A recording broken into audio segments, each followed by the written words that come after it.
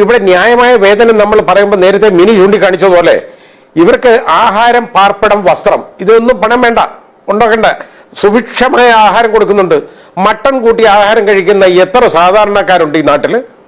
ഞാൻ മട്ടൺ കഴിക്കത്തില്ല, അതുകൊണ്ട് എനിക്ക് പ്രശ്നമില്ല. പക്ഷേ ഇത് എത്ര ആളുകളുണ്ട് ഇങ്ങനെ കഴിയാൻ പറ്റുന്നവര്?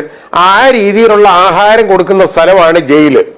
ഇനി അത് കൂടാതെ അവർക്ക് കറണ്ടിന് കാശ് കൊടുക്കണ്ട, അതായത് വൈദ്യുതിക്ക് പണം കൊടുക്കണ്ട, വെള്ളത്തിന് പണം കൊടുക്കണ്ട, ഗ്യാസിന് പണം കൊടുക്കണ്ട, ഒന്നും വേണ്ട, ഒരു പ്രശ്നവും.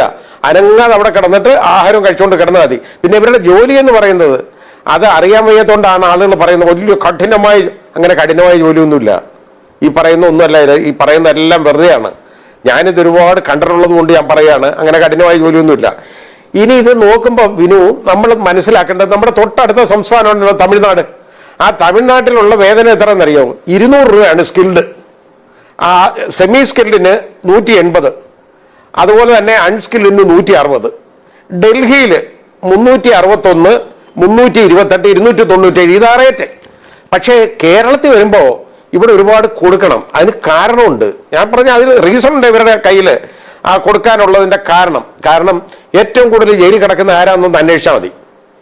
വല്ലവനെയും തല്ലിക്കൊന്നോ കുത്തിക്കൊന്നോ വെട്ടിക്കൊന്നതിന് ശേഷം പോയി ജയിലിൽ കിടക്കുന്നവന്മാർക്ക് ഈ സൗകര്യം, അവർക്കാണ് മനുഷ്യാവകാശങ്ങളെല്ലാം ഉള്ളത്.